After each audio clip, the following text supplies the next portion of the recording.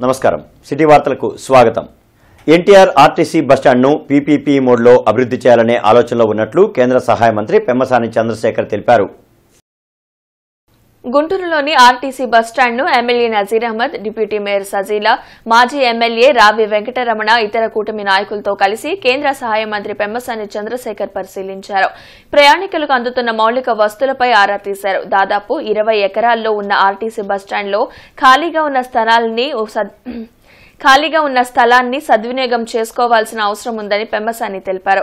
త్వరలోనే కేంద్రం నుంచి 100 ఈవీ బస్సులు గుంటూరు ఆర్టీసీ బస్ డిపోకి వస్తాయని, వాటి కోసం ఛార్జింగ్ స్టేషన్లు, డిపోలను ఏర్పాటు చేయాల్సిన అవసరం ఉందన్నారు. ప్రస్తుతం బస్టాండ్లో ఉన్న రిపేర్ గ్యారేజ్ను మరో ప్రాంతానికి షిఫ్ట్ చేసే అవకాశాలను పరిశీలిస్తున్నట్లు కేంద్ర సహాయ మంత్రి పెమ్మసాని వివరించారు.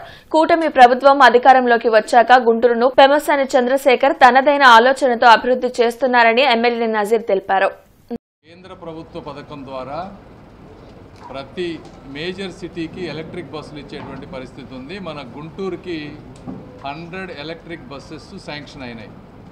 మంగళగిరికి వేరు, ఒక గుంటూరు ప్రాంతానికి 100 ఎలక్ట్రిక్ బస్సెస్. ఇది కంప్లీట్గా ఎయిర్ కండిషన్డ్, 200 కిలోమీటర్స్ వరకు వెళ్ళొచ్చేటువంటి సౌకర్యం, మోడర్న్ బస్సెస్. ఇది పీపీపీ మోడ్లో సెంట్రల్ గవర్నమెంట్ వయబిలిటీ గ్యాప్ ఇచ్చి ఒక్కొక్క కిలోమీటర్కి దాదాపుగా అప్రాక్సిమేట్గా ఒక 25 రూపాయలు ఎక్కడైతే డెఫిసిట్ పడుతుందో అది సెంట్రల్ గవర్నమెంట్ పే చేస్తుంది. కాకపోతే ఈ 100 బస్సెస్ని రన్ చేయాలంటే మనకి ఎలక్ట్రిక్ ఇన్ఫ్రాస్ట్రక్చర్ కావాలి. ఎలక్ట్రిక్ ఇన్ఫ్రాస్ట్రక్చర్ 100 బస్సెస్కి వాళ్ళు 5 ఎకర్స్లో ఛార్జింగ్ స్టేషన్స్ ఇవన్నీ పెట్టమని చెప్పి 52 buses only Guntur to Vijayawada non stop బస్సులు ఉన్నాయి. గతంలో రివ్యూ జరిగినప్పుడు స్థానిక శాసనసభ్యుడిగా నేను కూడా మంత్రి గారి దృష్టికి తీసుకొని వెళ్ళడం జరిగింది. ముఖ్యంగా గుంటూరు విజయవాడ మధ్యలో ఉన్నటువంటి ప్రతి బస్సు కూడా ఈవీ బస్సు చేయాలని చెప్పి ఒక ప్రతిపాదనను ఆ రోజు పెట్టడం జరిగింది. ఈరోజు కేంద్ర మంత్రి వర్యులు దాని మీద పూర్తిగా దృష్టి సారించడం, కేంద్రంలో వచ్చినటువంటి పథకాన్ని పూర్తిగా గుంటూరు వాస్తవుడిగా, గుంటూరులో ఉంటున్నటువంటి పార్లమెంట్ సభ్యుడిగా ఈ బస్టాండ్ మీద ప్రత్యేక దృష్టి సారించి ఇక్కడ అవసరమైనటువంటి కార్యక్రమాలతో పాటు దీన్ని రెవెన్యూ పరంగా కూడా ముందుకు తీసుకొని వెళ్ళేటువంటి క్రమంలో ఒక ముందు చూపుతో ఈరోజు పీపీపీ మోడ్లో రాబోయేటువంటి రోజులు అభివృద్ధి చేయాలనే ఆలోచన చేయడం చాలా గొప్ప విషయం. ప్రపంచ మహిళా దినోత్సవం సందర్భంగా ఎస్హెచ్ఓలో మహిళలకు ప్రత్యేక ఆరోగ్య పరీక్షల శిబిరం ఏర్పాటు చేశారు. బ్రాడీపేట ఎస్హెచ్ఓలో శాస్త్రీయ అవగాహన సదస్సులు, ప్రత్యేక వైద్య శిబిరాలు డాక్టర్ సేవా కుమార్ ఏర్పాటు చేశారు. ప్రముఖ మహిళా వైద్యురాలు డాక్టర్ పద్మజ మీడియాతో మాట్లాడారు. అంతర్జాతీయ మహిళా దినోత్సవం సందర్భంగా ఎస్హెచ్ఓలో మార్చి 31 వరకు మహిళలకు క్యాన్సర్ స్క్రీనింగ్ పరీక్షలు తక్కువ ధరలో నిర్వహించనున్నామని అన్నారు. 9 సంవత్సరాల నుండి 65 సంవత్సరాల వరకు ఎవరైనా వ్యాక్సిన్ వేయించుకోవచ్చని సూచించారు. మహిళలందరూ క్యాన్సర్ స్క్రీనింగ్ పరీక్షలు చేయించుకొని తమ ఆరోగ్యం కాపాడుకోవాలని డాక్టర్ పద్మజ విజ్ఞప్తి చేశారు. అంతర్జాతీయ మహిళా దినోత్సవం సందర్భంగా మా హాస్పిటల్ ఎస్హెచ్ఓ తరఫున ఇద్దరం సంయుక్తంగా ఆడవాళ్ళకి క్యాన్సర్ స్క్రీనింగ్ టెస్టులు అంటే ప్యాప్స్మియర్ టెస్టు, అల్ట్రాసౌండ్, మ్యామోగ్రాము అతి తక్కువ ధరలకే ఈ నెలంతా సుమారుగా మార్చి 1 నుంచి మార్చి 31వ తేదీ వరకు తక్కువ రేట్లకే ఇవ్వడం జరుగుతుంది. దాంతో పాటుగా క్యాన్సర్ సర్విక్స్ నివారణకి వాడే హెచ్పివి వ్యాక్సిన్ కూడా తక్కువ రేటుకి అందజేయటం అవుతుంది. ఇది ఒక్కొక్క డోసు 1500 రూపాయలకి మేము నో ప్రాఫిట్ నో లాస్ ప్రకారంగా ఇవ్వటం జరుగుతుంది. శ్రీ కల్పతరు వారి నూతన సంస్థ శ్రీ కల్పధాత్రి టౌన్షిప్ నూతన కార్యాలయాన్ని టీడీపీ పోలిట్ బ్యూరో సభ్యులు టీడీ జనార్దన్, ఎమ్మెల్యే బోల రామాంజనేయులు ప్రారంభించారు.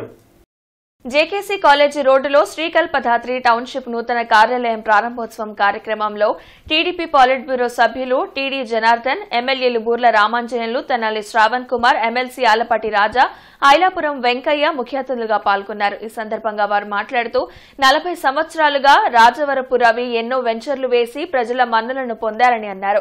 గత ప్రభుత్వ హయాంలో రియల్ ఎస్టేట్ వ్యాపారం మూలన పడిందని తెలిపారు. మరలా కూటమి ప్రభుత్వం అధికారంలోకి రాగానే వ్యాపారం పుంజుకుందని వెల్లడించారు. ఈ కార్యక్రమంలో 56వ division corporators Smitha Padmaja, TV Subbarao, Sridhar, YV Nageswararao, Maddi Subbarao తదితరులు పాల్గొన్నారు. గత ప్రభుత్వ కాలంలో రియల్ ఎస్టేట్ అంతా కుంటుపడటం, భూముల ధరలన్నీ పడిపోవటం, తద్వారా మరి భూముల ఆసాములందరూ కూడా చాలా నష్టపోయారు. ఇప్పుడిప్పుడే కూటమి ప్రభుత్వం వచ్చినాక చంద్రబాబు నాయుడు గారి నాయకత్వంలో మళ్ళా అభివృద్ధి పుంతలు తొక్కుతూ ఉంది. ఆ సందర్భంగా వారు మళ్ళా గుంటూరు వచ్చి జన్మభూమితో వ్యాపారం ప్రారంభించాలని, సరసమైన ధరలకు అందరికీ ఇళ్ళు కట్టుకోవడానికి, ప్లాట్లు అందజేయటానికి, లబ్ధిదారులకు నాణ్యమైనటువంటి సేవలు అందజేయాలని, అట్లనే వ్యాపారం 3 పువ్వుల 6 కాయలు అంటారు అందరూ, కాదు 12 కాయలు అభివృద్ధి చెందాలని నేను మనస్ఫూర్తిగా ఈ యొక్క వ్యాపార రంగంలో మరి ముఖ్యంగా విలువైన భూములకి కానీ ఆ భూములని మార్కెటింగ్ చేసే విషయంలో కానీ ఎక్కడ కూడా ప్రభుత్వం యొక్క ఏ విధి విధానాలు అయితే ఈ రియల్ ఎస్టేట్లో రూపొందించినాయో వాళ్ళు ఎక్కడ కూడా డైవర్షన్ లేకుండా, ఎవరికి కూడా ఇబ్బంది కలగకుండా, ఇది బెనిఫిషరీకి కానీ అటు రైతుకి కానీ ఎవరికి ఇబ్బంది లేకుండా అందరి మనల్ని పొందినటువంటి వ్యక్తి కల్పతరు రవి. రియల్ ఎస్టేట్ సంస్థ గతంలో కూడా అనేక వెంచర్స్ వేశారు. ఇప్పుడు గుంటూరులో మరొకసారి ఈ కార్యక్రమాన్ని ప్రారంభించారు. రాజవరపు రవి గారు నాకు చాలా కాలంగా తెలుసు. వారి నిజాయితీతో, నిబద్ధతతో, అంతేకాకుండా ఎవరికి ఇబ్బంది పెట్టకుండా ఉండే మనస్తత్వం కలిగిన వ్యక్తి. అటువంటి వ్యక్తి రియల్ ఎస్టేట్లో చాలా కాలం నుంచి ఉన్నారు. అన్ని చోట్ల ఇక్కడ హైదరాబాదు, ఇతర ప్రాంతాల్లో కూడా సక్సెస్ఫుల్ రియల్టర్ అయిన కొనుగోలుదారులకు ఎవరికి ఏ రకమైన ఇబ్బంది లేకుండా చూడగల మనస్తత్వం కలిగిన వాడు. అంతేకాకుండా అందరికీ అందుబాటులో ఉన్న ధరల్లో హౌసింగ్ కార్యక్రమాన్ని నిర్వర్తిస్తారని. శ్రీ కల్పదాత్రి టౌన్షిప్ కార్యాలయ ప్రారంభోత్సవం జరగడం గుంటూరు జిల్లాకే కాకుండా ఈ రాష్ట్రానికి, ఈ దేశానికి కూడా గర్వకారణం.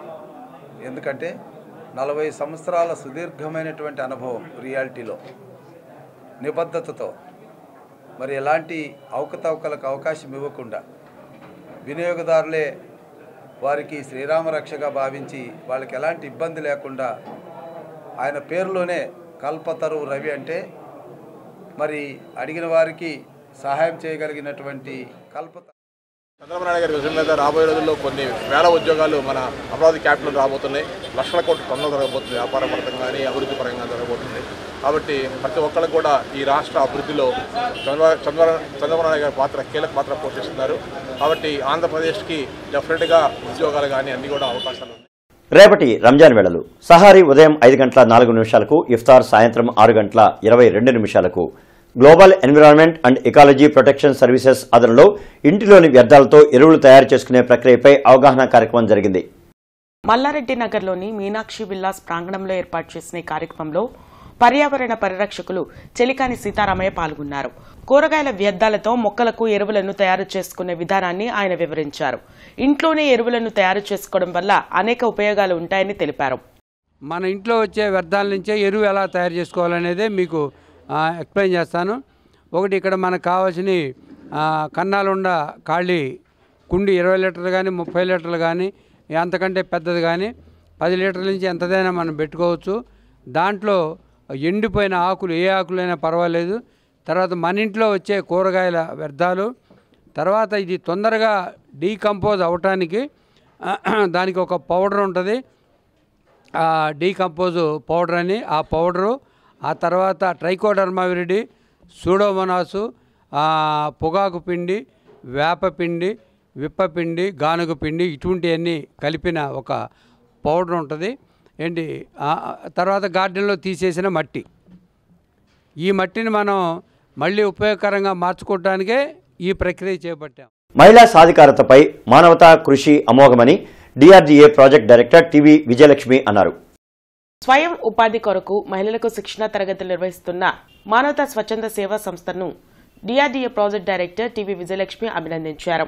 ఆర్య సమాజం సమావేశ మందిరంలో మానవతా ఆధ్వర్యంలో జరిగిన అంతర్జాతీయ మహిళా దినోత్సవ వేడుకలకు ఆమె ముఖ్య అతిథిగా హాజరై ప్రసంగించారు. మహిళల స్వయం ఉపాధితోనే స్వేచ్ఛను పొందగలరని, తద్వారా కుటుంబ సభ్యులు కూడా ఉత్తమ జీవితాన్ని పొందగలరని తెలిపారు. పలు విభాగాల ద్వారా మానవత అందిస్తున్న సేవా కార్యక్రమాలు అభినందనీయమని, ప్రజలు స్వచ్ఛందంగా మానవతా సభ్యులుగా చేరి సంస్థను మరింత బలోపేతం చేయాలని పిలుపునిచ్చారు. డిఎంహెచ్ఓ డాక్టర్ జొన్నలగడ్డ యాస్మిన్ మాట్లాడుతూ, మహిళల ఆరోగ్యం పట్ల దృష్టి సారించాల్సిన అవసరం ఉందని, అందుకు సమతుల్యమైన పౌష్టికాహారం దోహదపడుతుందని పేర్కొన్నారు. ముఖ్యంగా బాలికలకు చిన్న వయసు నుంచే చక్కటి ఆహారంతో పాటు ఆరోగ్యాన్ని అందించాల్సిన బాధ్యత తల్లిదండ్రులపై ఉందన్నారు. కార్యక్రమం అనంతరం వివిధ రంగాల్లో విశిష్ట సేవలందిస్తున్న మహిళామణులను అతిథులు ఘనంగా సత్కరించారు.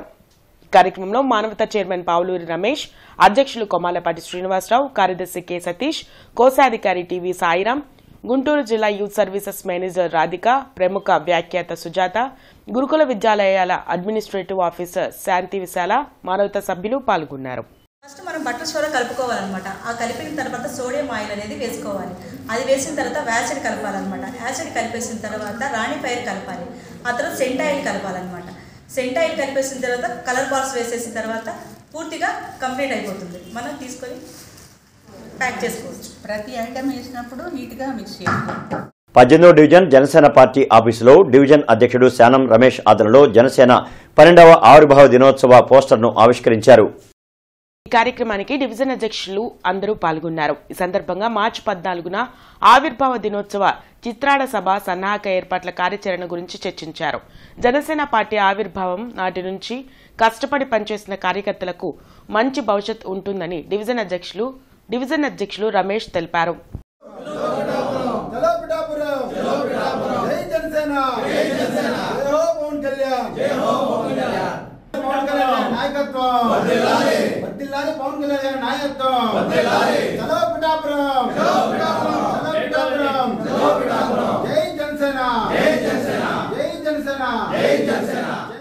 కొన్నిపాడు గ్రామంలో నూతనంగా ఏర్పాటు చేసిన అనంత డైరీని ఎమ్మెల్యే బూర్ల రామాంజనేయులు ప్రారంభించారు.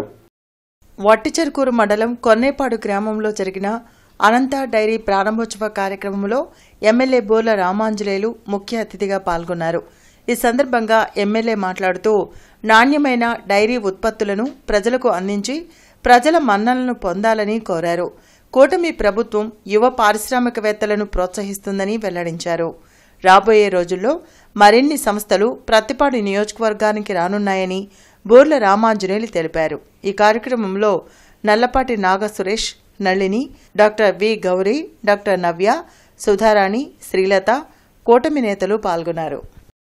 అవగాహన సంస్థ ఆధ్వర్యంలో వయసు మీరిన వారిలో వచ్చే నరాల సంబంధిత వ్యాధులపై ఆరోగ్య సభ జరిగింది. అరండల్పేటలోని అవగాహన సంస్థ కార్యాలయంలో జరిగిన ఆరోగ్య సభలో senior neurologist doctor K Neeraja పాల్గొన్నారు. ఈ సందర్భంగా ఆమె మాట్లాడుతూ వయసు మీరిన వారిలో ఎక్కువగా నరాల సమస్యలు వస్తాయని అన్నారు. దానివల్లనే పక్షవాతం బారిన పడే అవకాశం ఉందని హెచ్చరించారు. వయసు మీరిన ప్రతి ఒక్కరూ ఆహార నియమాలు పాటిస్తూ మానసిక ఒత్తిడిని తగ్గించుకోవాలని సూచించారు. ఈ కార్యక్రమంలో రిటైర్డ్ టెలికాం జేసీ రామిరెడ్డి, కనకయ్య నాయుడు, ఎంవి సాయిరాం, కొండా శివరామిరెడ్డి తదితరులు పాల్గొన్నారు. వయసు పెరిగే కొద్దీ నరాల ప్రాబ్లమ్స్ అనేవి కామన్గా వస్తుంటాయి. మామూలుగా రిటైర్ అయిపోయి ఇంకా లైఫ్ ఎంజాయ్ చేద్దాం అనే టైంలోనే మనకి రోగాలు అనేవి స్టార్ట్ అవుతాయి అన్నమాట. సో మనకి మెయిన్గా మనం చూసే నరాల రోగంలో అందరికీ తెలిసింది ఏంటి అంటే పక్షవాతం. సో ఉన్న రోగాల్లో పక్షవాతం అనేది చాలా ఇబ్బంది పెట్టింది. తిరుగుతున్న మనిషిని హఠాత్తుగా మంచం మీదకి తీసుకొస్తుంది అన్నమాట. కాబట్టి కొన్ని మనం ముందే ప్రివెంట్ చేయగలం చాలా వాటిని. లైఫ్ స్టైలు, మనం తినే తిండి, మనం స్ట్రెస్ తగ్గించుకోవడం, సరైన మెడికేషన్స్ వాడడం, షుగరు బీపీ కంట్రోల్ చేసుకోవడం, ఎక్సర్సైజెస్ అవన్నీ సరిగ్గా చేసుకోవడం, ఇట్లాంటివన్నీ మనం చేసుకుంటే ఎన్నో రోగాల్ని, నరాల రోగాల్ని ముందే అరికట్టవచ్చు. సో దానికి సరైన ఎడ్యుకేషన్, నరాల గురించి ఎడ్యుకేషన్ ముందే ఉంటే చాలా మంచిది. కీర్తన ట్రస్ట్ ప్రెసిడెంట్ మేరుగా విజయలక్ష్మికి అంతర్జాతీయ మహిళా దినోత్సవం సందర్భంగా ఆమె చేసిన కృషికి గాను ఎంపీ పెమ్మసాని చంద్రశేఖర్ మెమంటో బహుకరించి శాలువాతో సన్మానించారు. నో ప్లాస్టిక్ మూవ్మెంట్ ని ప్రజల్లోకి మరింత విస్తృతంగా తీసుకెళ్లాలని సూచించారు.